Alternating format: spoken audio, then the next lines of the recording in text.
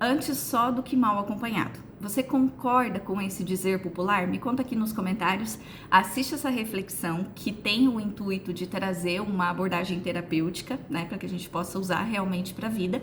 E aí você me conta se faz sentido para você, se de alguma forma você muda a sua opinião, se você ressignifica ela, tá bom? Bom, eu tenho percebido que no decorrer do tempo nós vamos recebendo algumas informações, de acordo com o que algumas pessoas falam, que se tornam verdades, né? Afirmativas como essa, antes só do que mal acompanhado, e várias outras que eu selecionei e eu quero fazer algumas reflexões acerca disso durante essa semana. Então vou fazer mais alguns vídeos falando sobre conteúdos parecidos. Se você tiver sugestão de alguma dessas afirmações que a gente possa aprofundar, você pode me contar, colocar aqui nos comentários que eu vou receber e ver qual reflexão pode ser feita através dessa abordagem, tá bem? Bom, isso é uma afirmativa que nós acabamos usando com bastante frequência para justificar alguns comportamentos nossos. E o que é interessante é que muitas vezes são comportamentos que estão a nível subconsciente e que a gente coloca essas afirmações, esses ditados que se tornaram populares, como uma forma de botar panos quentes em situações ou em sentimentos ou movimentos que nós podemos mudar dentro de nós. Eu ouso dizer que esse tipo de afirmação e várias outras dentro desse contexto acabaram se tornando uma falácia, né? Uma forma da gente usar, às vezes, uma armadura ou até mesmo uma muleta para não mudar alguns comportamentos ou para não reconhecer que a gente precisa fazer essas mudanças, certo? Então, o que traz essa reflexão e o que a gente pode ampliar dela, trazendo para esse sentido da convivência, porque isso aqui está totalmente direcionado à convivência. Fala que é muito melhor a gente estar sozinho do que estar na companhia de más pessoas ou de pessoas que não têm para agregar. Geralmente a gente direciona isso para uma questão mais afetiva, conjugal, né? Um relacionamento mais íntimo. E é curioso, mas muitas vezes a gente usa essa afirmativa quando não consegue se relacionar com nenhuma pessoa ou quando aparentemente todas as pessoas que aparecem são pessoas que não vão contribuir, que não vão agregar e a relação acaba por não dar certo e a pessoa diz, bom, eu prefiro ficar sozinha do que ficar mal acompanhada. Você já viu esse filme? Já ouviu alguém usando essa afirmação? Se você achar interessante, encaminha para essa pessoa, se você acha que pode contribuir na visão dela para que ela também possa ampliar a sua perspectiva. Bom, existe uma percepção dentro do contexto terapêutico de que a primeira pessoa com quem a gente se relaciona é consigo mesmo. Então você só pode oferecer ao outro aquilo que você tem dentro de você. E que geralmente a dificuldade que nós temos em nos relacionar com as pessoas ao nosso redor, seja familiar, seja afetivo, amoroso, no ambiente de trabalho, em sociedade, ela está intimamente relacionada com essa forma da gente se relacionar consigo mesmo. Então, às vezes, a gente não se relaciona bem consigo mesmo, tem dificuldade de autoaceitação, de autovalorização, ou até mesmo é uma pessoa muito crítica que acaba projetando isso sem perceber nas relações das pessoas que estão ali convivendo, das pessoas que estão ao seu redor. E é claro que isso faz com que em algum momento a relação se torne dolorosa, pesada, desgastante, e aí muitas vezes a gente usa essa justificativa do afastamento como uma forma de resolver a situação, de botar panos quentes. Claro que muitas vezes a outra pessoa é quem está com a dificuldade da relação e não necessariamente é quem está se dirigindo agora à reflexão. Mas é importante a gente avaliar de ambas as partes, porque quando a gente se relaciona com o outro, nós estamos ativando nele ou dando possibilidade para ele de reagir a essa relação. É interessante perceber, por exemplo, quando eu me relaciono com os meus filhos, o que vem deles, né, pela relação, pelo que eu estabeleço na relação, é um determinado comportamento. Quando eu me relaciono no ambiente de trabalho, com um paciente, com alguém que eu vou atender em terapia, a relação, o que eu recebo dessa pessoa é outra coisa. Quando eu vou numa loja e preciso do atendimento de uma pessoa, a forma como eu me expresso, como eu chego, como eu me comunico, também estabelece naquela pessoa uma reciprocidade, né, que pode estar condizente com aquilo que eu estou oferecendo. Então, muitas vezes, sem perceber, a gente molda a nossa relação com o outro e ativa nele de forma inconsciente como será a resposta que ele nos vai dar. Isso pode ser modificado se a pessoa estiver totalmente consciente. Por exemplo, em alguns momentos da minha vida, eu já consigo detectar o comportamento de uma outra pessoa e não me deixar influenciar pelo comportamento dela a ponto de mudar o meu comportamento. Mas é muito comum que a gente se deixe influenciar e que a gente mude a nossa forma de agir de acordo com o que a pessoa está fazendo, com o que ela está emitindo e vice-versa. Para prestar atenção se isso já não aconteceu na sua vida. O que o outro faz acaba estimulando dentro de você algumas características, algumas percepções que você acaba colocando à tona. E muitas vezes isso é positivo, muitas vezes isso é negativo. E acaba ali moldando a nossa relação. Então, quando nós nos relacionamos com alguém, existe um intercâmbio, uma troca. E quanto mais inconsciente nós estamos dentro dessa troca, mais nós vamos estar suscetíveis às interferências que vêm dessa outra pessoa, que tocam dentro da gente e que acionam alguns padrões comportamentais. Um outro exemplo, uma pessoa pode falar comigo de uma forma ríspida, de uma forma grosseira. Se eu tiver dentro de mim ainda a matriz da ofensa, isso vai acordar e eu vou me sentir ofendida e eu vou transmitir aquilo para aquela pessoa, seja de uma forma grosseira também, ou até mesmo o sentimento da ofensa, né, o sentimento de vitimização, e vou acabar criando uma situação para um afastamento, né, para não conviver com aquela realidade. Não significa que o que a outra pessoa fez foi legal, foi aceitável, foi justo, mas ela mostrou muito do que acontece dentro de mim e quanto eu posso trabalhar esse sentimento de indignação, esse sentimento de inferioridade que aparece quando a outra pessoa oferece do que ela tem. E aí, quando não tem esse movimento de consciência, de perceber o que o outro oferece, a gente entra nessa relação ping-pong, né? Onde tem uma competição de quem sai vencedor dentro desse contexto. E é claro que aí dificilmente a relação vai se tornar uma coisa saudável, uma coisa justa.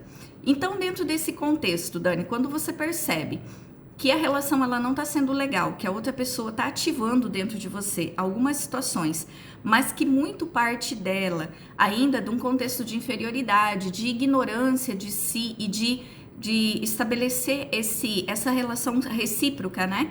Que é o dar e receber. O que a gente pode fazer dentro desse contexto? Bom, eu gosto de uso pessoalmente uma estratégia reflexiva, que é o distanciamento seguro, né? Existem muitos contextos da nossa vida onde a gente consegue reconhecer os limites da outra pessoa, sabendo o que ela tem para oferecer, sabendo até onde o grau de amizade dela vai, o grau de empatia, o grau de confiança, você reconhecendo isso no outro, respeitando isso no outro, sabendo que ele tem as suas limitações, você vai colocar um nível de convivência, um afastamento que seja seguro e saudável. Ou seja, nem um afastamento total de que essa pessoa não tem nada para me oferecer, de que ela só tem um ponto de vista negativo sobre a vida, que ela só acorda o que tem de pior em mim, e nem também uma aproximação extrema, onde você perceba o adoecimento e também, às vezes, uma exigência de que a outra pessoa seja da forma como você acha certo. Então, esse afastamento, né, esse ritmo de convivência que seja saudável, é importante ser estabelecido pela pessoa que tem consciência, que está lúcida disso que está acontecendo. Por exemplo, se você está assistindo esse vídeo até aqui, você está tendo a oportunidade de fazer essa reflexão e criar essa convivência dentro de um contexto que seja justo, que seja amigável e que seja amoroso. Se você sabe que o convívio extremo com aquela pessoa vai te causar algumas inquietações das quais você ainda tá com dificuldade de trabalhar, tá com dificuldade de reconhecer, então você estabelece isso de uma forma saudável, de uma forma segura, para que você respeite a outra pessoa no nível que ela tem para oferecer. E é claro que nisso também você passa a respeitar a si mesmo, né? Porque o fato da gente perceber faz com que a gente reconheça também as nossas limitações. Quando eu percebo essa relação com o outro, que de certa forma está dificultosa, que eu estou precisando me esforçar demais, eu acabo por reconhecer também a minha dificuldade, aquilo que eu não tenho, talvez, para oferecer para aquela pessoa dentro do que ela está esperando. Talvez ela queira uma compreensão extrema, uma doação extrema de tempo, de amizade, de cumplicidade, que talvez eu hoje, se eu reconhecer que eu não tenho para oferecer, eu também estabeleço esse limite e me permito, no meu tempo, trabalhar dentro dessas condições. Veja que o afastamento é uma coisa muito utópica e que às vezes faz com que a gente esqueça de tudo que nós podemos viver com a outra pessoa, de tudo que nós podemos agregar, né, na nossa vida e na vida do outro. Porque nós somos seres criados para convivência. Existe uma lei, né, que rege, que movimenta todos nós, que é a lei de sociedade, que faz com que a gente crie essas aproximações. Nós estamos sempre em grupos, né? O ser humano está sempre buscando estar em grupo, quando não criar o seu próprio clã, né? O seu grupo de pessoas ali por afinidade, quando também a sua própria família, o seu parceiro, a sua parceira, para dividir as relações. Então isso é natural do ser humano. E toda vez que a gente cria o afastamento, nós estamos agindo de uma forma egocentrada, de uma forma a não reconhecer ou não admitir que o outro sempre tem algo para nos oferecer, que o outro sempre está contribuindo e que nós estamos contribuindo para a vida dele, né? É sempre uma via de mão dupla. A tendência nossa, quando a gente está nesse movimento egocentrado, é sempre olhar para o outro de uma forma de julgamento. A gente pega todas as nossas referências do passado, aquilo que a gente acha certo, aquilo que a gente acha bom, e faz uma análise do outro, do comportamento do outro. E se não concorda, a gente tende por criticar, por julgar o comportamento da outra pessoa, sem parar para perceber qual é a estrutura que ele traz, o aprendizado que ele trouxe, as referências que ele trouxe da vida dele, que faz com que ele age e pense daquela forma, a ponto da gente poder perceber que o outro também tem os seus pontos positivos, que ele tem muito para oferecer e que dentro daquele contexto, a verdade que ele apresenta também é positiva, também pode somar para a nossa vida.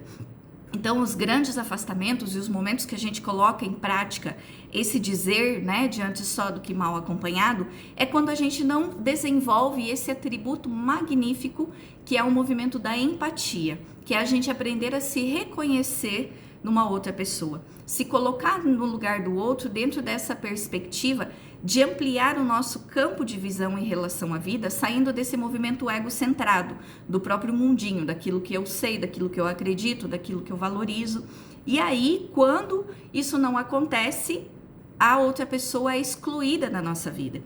E o que faz com que a gente exclua, né, ou tenha essa necessidade, esse movimento de excluir, mesmo que seja momentâneo, é o afastamento dos atritos, é o afastamento dos conflitos, né, do conflito propriamente dito. Quando a gente tem dificuldade de se relacionar, entra naquele jogo de ping-pong, onde a gente se relaciona somente para vencer, para estar certo, né, e não para conviver, para dividir uma convivência.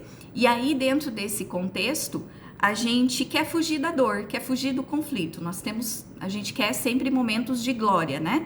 Momentos onde estamos sendo atendidos dentro das nossas necessidades, onde a gente está sendo valorizado dentro da nossa carência, onde a gente está sendo bajulado pelas experiências, né? Aquela coisa de que eu quero encontrar alguém que me ame. Dificilmente a gente pensa em encontrar alguém para amar ou para dividir o amor, mas sim encontrar alguém que me ame. E aí, os atritos, eles se tornam muito desgastantes e desagradáveis. E aí a tendência é fugir. Então eu prefiro me isolar, eu prefiro estar longe ou não conviver, porque eu não quero olhar para aquilo que essa relação está despertando dentro de mim. Seja irritabilidade, contrariedade, não concordância de alguma coisa, né? Ou todas essas sensações que aparecem dentro da relação. Mas aí a gente esquece que é dentro dos atritos que nós vamos nos lapidando, que são necessárias essas experiências para que a gente desperte de alguma forma.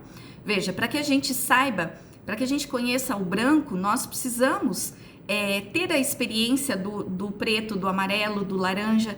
Então nós precisamos estar em constantes nuances da vida para que a gente vá despertando para a possibilidade e para a existência de cada uma delas. Assim como também a gente precisa sentir o frio para dar valor ou para reconhecer a presença do calor e vice-versa. Porque se a gente não tivesse o frio, como que nós íamos saber o que é calor? certo? Então é a mesma perspectiva quando a gente se relaciona com pessoas, quando nós nos permitimos ver o quanto as relações elas podem nos lapidar, o quanto elas podem mostrar da gente e o quanto esses atritos eles podem desenvolver o melhor de nós. E é ali na relação que nós vivemos isso. E no afastamento é muito agradável, é muito cômodo, eu tô sozinha comigo mesma, eu faço as minhas vontades, eu preencho os meus anseios da forma como eu acho certo e eu não tenho ninguém para me julgar ou ninguém para dividir alguma coisa, alguma opinião, algum conceito. Isso é muito cômodo, mas isso não ajuda de forma nenhuma no crescimento do ser, no nosso desenvolvimento. E essa forma de nós desenvolvermos essa aptidão de nos relacionar e desenvolver a afetividade, a empatia, é magnífico. E isso constrói um ser humano consciente. Então, quanto mais a gente olha para dentro, mais nós conseguimos perceber o todo. Isso é fantástico. Quanto mais a gente se desenvolve interiormente, percebendo a nossa relação com o outro e consigo mesmo através do outro, mais a gente consegue perceber o todo e mais nós vamos conseguindo trabalhar esses contextos de sentimento, né, de pertencimento à vida e às relações. Então, para a gente poder ressignificar, finalizando, antes só do que mal acompanhado, que a gente possa reconhecer o quanto as supostas más companhias podem favorecer para o nosso crescimento, para que a gente possa desenvolver em si as aptidões necessárias para atrair boas companhias, ou até mesmo despertar no outro aquilo que ele tem para oferecer de bom e para que essa relação possa ser recíproca e a gente consiga dar e receber nesse movimento que é natural do ser humano, uma relação que seja digna, que seja justa para ambos os lados. Bom, essa era a ressignificação, então, dessa considerada falácia, né, que a gente utiliza para fugir de algumas questões. Me conta se fez sentido para você, se você acha que dá para ressignificar a partir dessa reflexão de hoje, tá bom? Até mais, então!